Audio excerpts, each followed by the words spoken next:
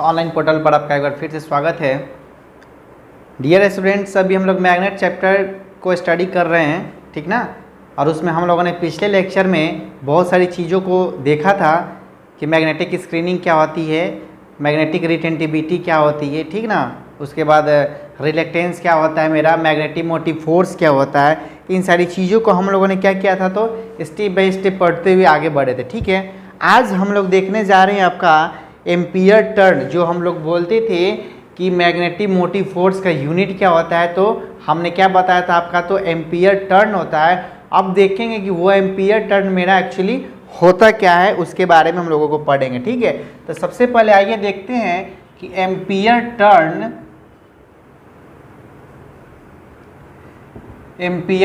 क्या होता है। देखिए क्या होता है कि कॉइल को हेलिक्स के बारे में हम लोगों ने आपको डिस्कस किया था, चर्चा हुआ था पिछले लेक्चर में। तो उसमें हमने क्या बताया कि हेलिक्स क्या था कि गोल कॉइल के रूप में जब गोलाकार रूप में हम लोग तार को लपेट देते हैं, ठीक है, तो वो क्या होता है कि हेलिक्स कहलाता है, ठीक है। और उसमें क्या था कि आपका जो डायमीटर जो था, इसके जो लेंथ होता है उससे कई गुना ज़्यादा था। तो उसी को में क्या होता है कि एम्पियर टर्न में जस्ट लाइक देखिए क्या होता है कि हम लोग क्या करते हैं कि कॉइल को गोलाकार रूप में लपेट देते हैं, ठीक है। और उसमें क्या करते हैं कि सप्लाई देते हैं। तो सप्लाई देते हैं तो क्या होता है कि नंबर्स ऑफ टर्न, कितना बार हम लोगों ने उस तार को लपेटा, उस कॉइल को कितना बार हम लोगों ने लपेटा, और कितना एम्पियर जो करंट जो है फ्लो हुआ, उसी को अगर हम लोग मल्टीप्लाई कर देते हैं तो मेरा क्या होता है, तो एम्पियर टर्न। एम्पियर मीन्स क्या होता है, करंट का ऐसा यूनिट एम्पियर हो गया। टर्न मीन्स क्या होता है कि कॉइल को हम लोगों ने किस तरह से कितना बार लपेट के रखा। समझ में आ गई बात। तो यही मेरा क्या कहलाता है, तो आपका एम्पियर टर्न कहलाता है, ठीक है। आइए इसके बारे में देखते हैं। लिखिएगा कि किसी कॉइल में नंबर्स ऑफ टर्न, किसी कॉइल में नंबर्स ऑफ टर्न और उसमें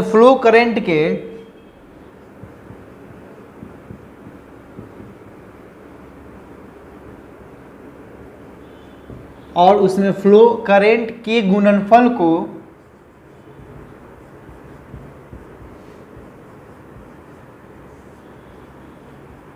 एम्पियर टर्न कहा जाता है। एम्पियर टर्न कहलाता है, ठीक है। इसको देखिए AT से सूचित किया जाता है। AT से क्या किया जाता है, तो आपका सूचित किया जाता है किसको, तो एम्पियर टर्न को। समझ में आ गई होगी बात, इसमें ज़्यादा माथापेची करने की जरूरत नहीं है। एम्पियर टर्न क्या, करंट फ्लो करा है किस में, जो कॉइल लपेटा हुआ उसमें कितना टर्न, तो जितना टर्न में हम लोगों ने उसको कॉइल को लपेट के रखा है उसमें क्या कि करंट को फ्लो कराएं, और दोनों को जैसे मल्टीप्लाई करेंगे तो मेरा क्या निकल जाएगा, तो आपका एम्पियर टर्न निकल जाएगा, ठीक है। और इसे किसी से इंडिकेट करते हैं, तो आपका AT से, ठीक है। अब आइए हम लोग देखते हैं रेजिडुअल मैग्नेट। रेजिडुअल मीन्स होता है बचा हुआ मैग्नेट, ठीक है। उसके बारे में देखिए रेजिडुअल मैग्नेट क्या होता है।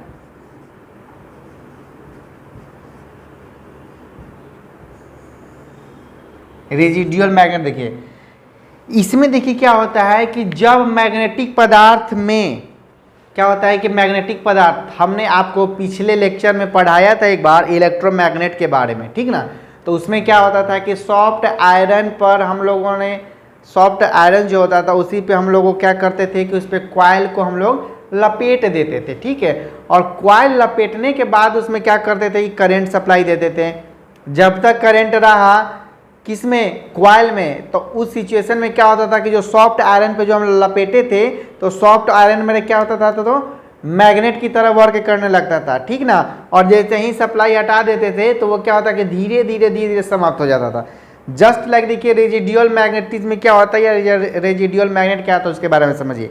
इसमें क्या होता है कि कोई भी हम लोग मैग्नेटिक पदार्थ लेते हैं, क्या लेते हैं, तो मैग्नेटिक पदार्थ लेते हैं, उसमें सिर्फ क्या लेते थे, सॉफ्ट आयरन लेते थे, ठीक है। इसमें क्या होता है कि मैग्नेटिक पदार्थ लेते थे, मान लीजिए कि हम सॉफ्ट आयरन ही ले लिए, उसमें क्या है कि करंट सप्लाई कर दिए, करंट सप्लाई कर दिए तो उसमें क्या होता है कि कुछ मैग्नेटिक पावर डेवलप्ड हो जाता है, मैग्नेटिक पावर बन जाता है उसमें, ठीक है। और जैसे ही सप्लाई को क्लोज कर दिए तो मैग्नेटिक पावर जो होता है वो धीरे धीरे क्या होता है कि धीरे धीरे समाप्त हो जाता है। और ये जो धीरे धीरे समाप्त होता है ये अभी बहुत दिन तक, कितना दिन तक, तकरीबन 6 महीना तक रह जाता है इस टाइप से, समझे। तो वो जो पावर जो रहता है उसी को हम लोग क्या कहते हैं, तो रेजिडुअल मैग्नेट, मतलब क्या कि बचा हुआ मैग्नेट बोलते हैं, ठीक ना। आइए उसके बारे में देखते हैं। लिखिए उसके बारे में कि जब मैग्नेटिक पदार्थ में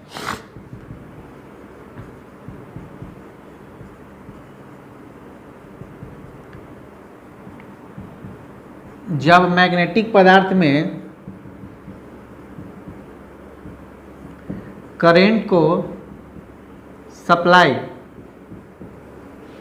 जब मैग्नेटिक पदार्थ में करंट को सप्लाई देते हैं,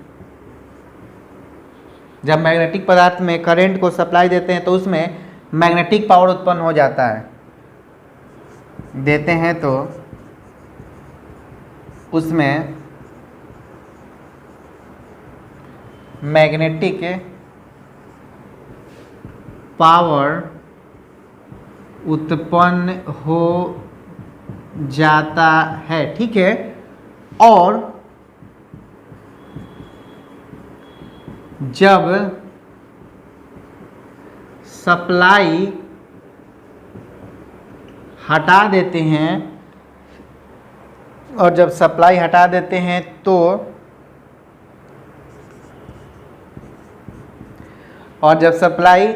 हटा देते हैं तो मैग्नेटिक पदार्थ में कुछ देर तक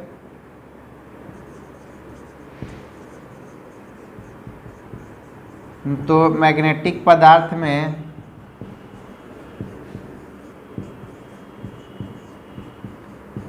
कुछ देर तक मैग्नेटिक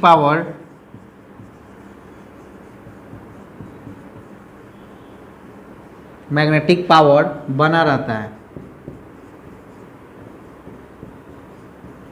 ठीक है। इस बचे हुए पावर को ही इस बचे हुए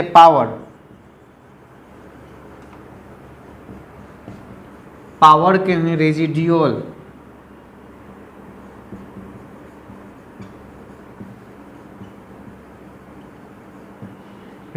मैग्नेट कहा जाता है।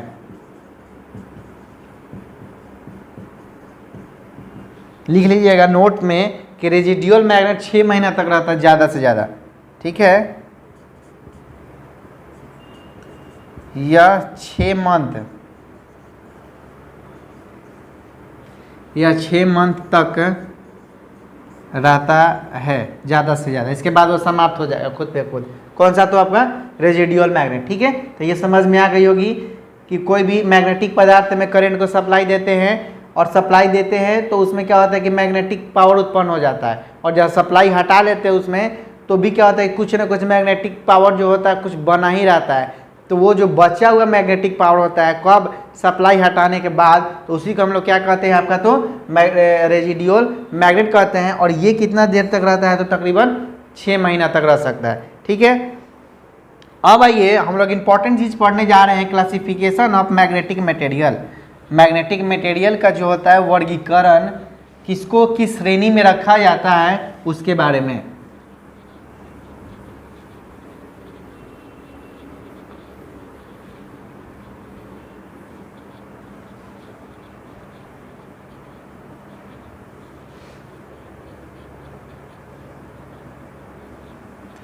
लिखिएगा क्लासिफिकेशन ऑफ मैग्नेटिक मटेरियल।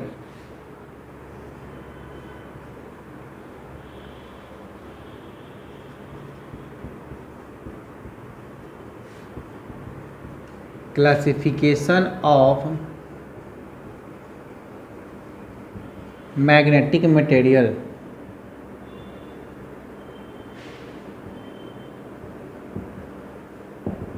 ठीक है।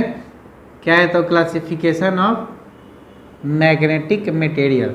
सबसे पहले देखिए इसको 3 टाइप में हम लोग बांट के अध्ययन करते हैं, पढ़ते हैं। कौन कौन सा है, तो आपका फेरो मैग्नेटिक मटेरियल आता है फर्स्ट में, सेकेंड में आता है पारा मैग्नेटिक मटेरियल, और थर्ड में आता है आपका डाई मैग्नेटिक मटेरियल। ठीक है, तो सबसे पहले देखते हैं हम लोग क्या, तो फेरोमैग्नेटिक मटेरियल के बारे में। फेरो मैग्नेटिक मटेरियल, ये देखिए क्या होता है कि वो जो होता है ना कि फेरोमैग्नेटिक मटेरियल, देखिए सबसे पहले क्या होता है उसके बारे में समझिए। मतलब वो मैग्नेटिक पदार्थ जो मैग्नेट की तरफ सबसे ज़्यादा और आकर्षित हो, ठीक है, उसी को हम लोग क्या कहते हैं, तो फेरोमैग्नेटिक मटेरियल कहते हैं। ठीक है, लिखिए इसके बारे में कि वो पदार्थ जो किसी मैग्नेट द्वारा, वह पदार्थ जो किसी मैग्नेट द्वारा सबसे ज्यादा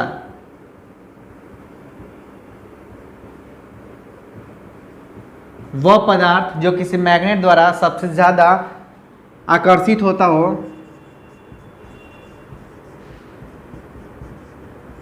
सबसे ज्यादा आकर्षित होता हो, फेरोमैग्नेटिक मटेरियल कहलाता है।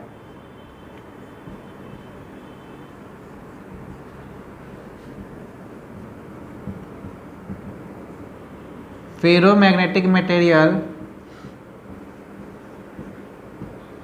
कहलाता है। इसमें देखिए एग्जाम्पल में क्या क्या आता है आपका, सॉफ्ट आयरन, ये भी क्या होता है कि सबसे ज़्यादा अट्रैक्शन होता है किसके तहत, मैग्नेट के तहत। सॉफ्ट आयरन हो गया, लिखिएगा निकेल, उसके बाद होता है आपका कोबाल्ट, निकेल हो गया, कोबाल्ट हो गया, सिलिकॉन हो गया,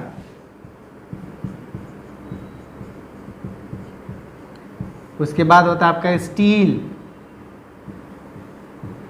ठीक है, इत्यादि।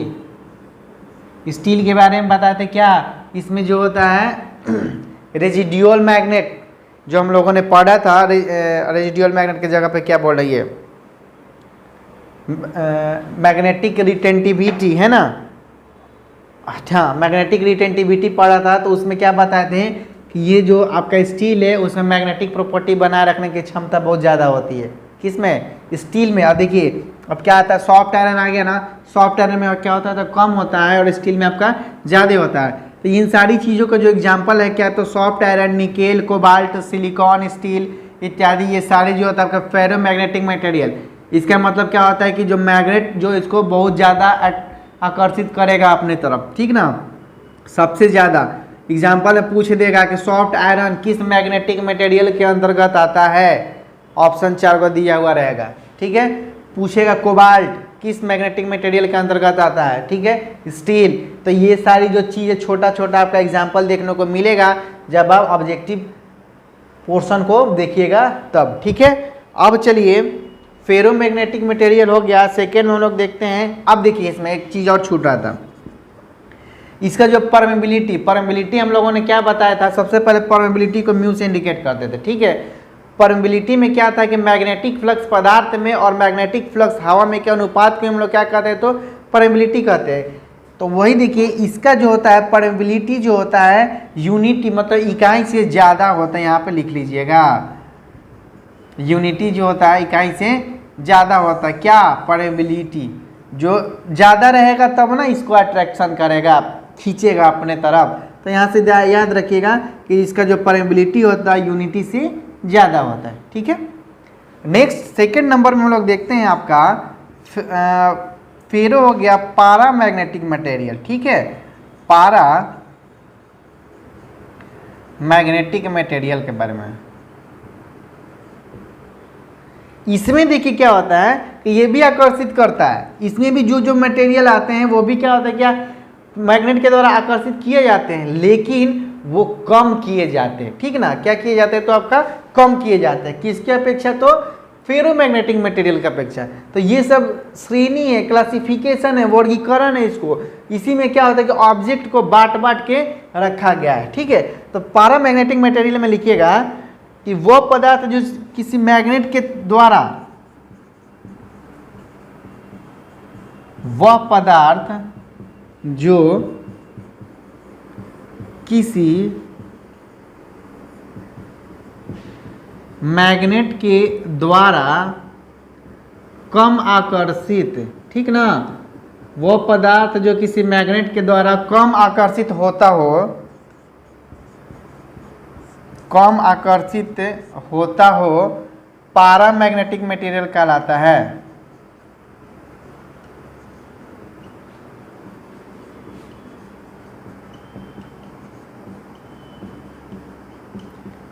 पैरामैग्नेटिक मटेरियल कहलाता है। इसमें देखिए क्या होता है, इसका देखिए एग्जाम्पल आपका क्या क्या होगा, एग्जाम्पल में लिखिएगा फटाफट। इसका जो एग्जाम्पल हो जाएगा क्या क्या होगा, तो आपका एल्युमिनियम, ठीक ना, एल्युमिनियम जो होता है पैरामैग्नेटिक मटेरियल के अंतर्गत आता है, तो पर लिखिएगा एल्युमिनियम।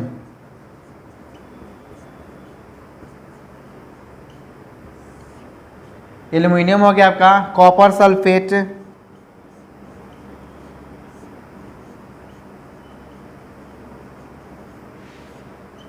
हो गया कॉपर सल्फेट, फिर हो गया कॉपर इत्यादि। ये सब जो चीज़ है आपका मैग्नेट के तहत कम आकर्षित होगा, लेकिन मैग्नेटिक मटेरियल है। और कोई पूछेगा कि एल्युमिनियम जो क्या होता है, किस टाइप का मटेरियल है, तो मैग्नेटिक मटेरियल है। अब उसी में थोड़ा सा पूछ देगा कि मैग्नेटिक मटेरियल तो है, तो किस टाइप का मैग्नेटिक मटेरियल है, फेरोमैग्नेटिक मटेरियल के अंतर्गत आता है कि आपका पैरामैग्नेटिक मटेरियल के अंतर्गत आता है। तो पढ़े हुए रहिएगा तब ना बताइएगा कि नहीं भैया एल्युमिनियम जो होता है आपका पैरामैग्नेटिक मटेरियल के अंतर्गत आता है। काहे आता है, क्या कि ये मैग्नेट के द्वारा आपका कम आकर्षित होता है, आकर्षित होगा, लेकिन जितना मान लीजिए कि सॉफ्ट आयरन अट्रैक्ट आकर्षित होगा उतना तो ये एल्युमिनियम तो आकर्षित नहीं ना होगा, तो होता है लेकिन कम होता है। समझ में आई बात। अब चलिए ये तो आपका पैरामैग्नेटिक देख लिया हम लोग, अब देखते हैं हम लोग डायामैग्नेटिक मटेरियल को।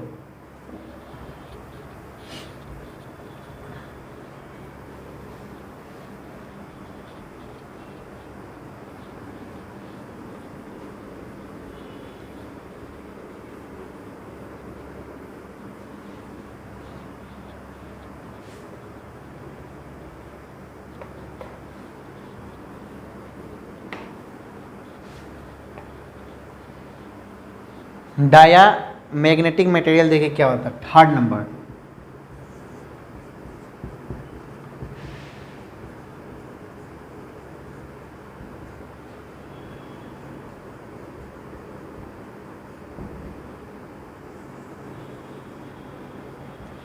ये देखिए इसमें क्या होता है कि डायामैग्नेटिक में क्या होता है कि वैसा पदार्थ जो मैग्नेट की ओर एकदम आकर्षित होइबे नहीं करता हो, ठीक ना, क्या होता है कि वैसा पदार्थ जो किसी मैग्नेट द्वारा आकर्षित होता ही नहीं हो, उसी को हम लोग क्या कहते हैं, तो आपका डायामैग्नेटिक मटेरियल कहते हैं। जैसे मान लीजिए कि पेपर हो गया, बेंच हो गया, टेबल हो गया, ब्लैक बोर्ड हो गया, ये मार्कर हो गया, ये सारी जो चीज़ होती है आपका डायामैग्नेटिक मटेरियल के अंतर्गत आते हैं। ठीक है, इसके बारे में लिखेंगे कि वह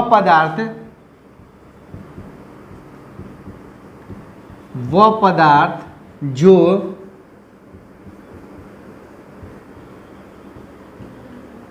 किसी मैग्नेट द्वारा कम मतलब किसी मैग्नेट द्वारा आकर्षित ना हो, एकदम भी नहीं, ठीक है, जो किसी मैग्नेट द्वारा आकर्षित ना हो, वह पदार्थ जो किसी मैग्नेट द्वारा आकर्षित ना हो डायामैग्नेटिक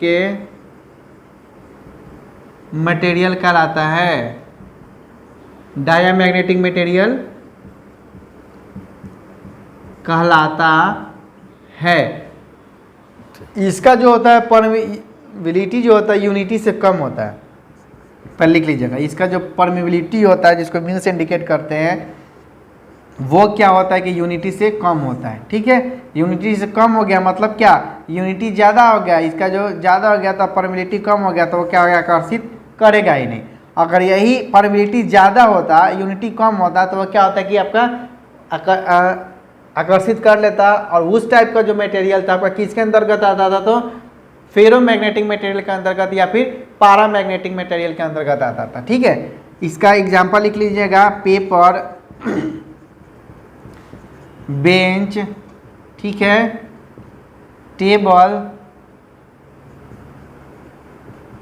हो गया, पेन, ETC।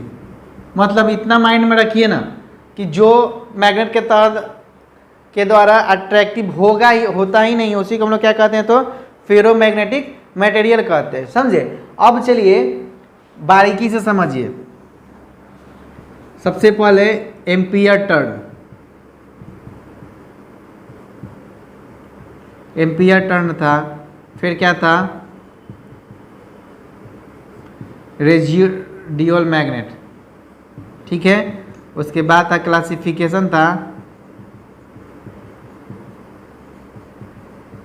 क्लासिफिकेशन में क्या था, फेरो,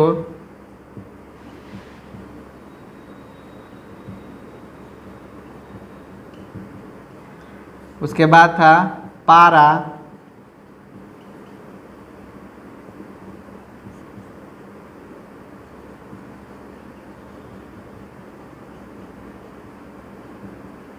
और थर्ड हम लोगों ने क्या देखा, तो डाया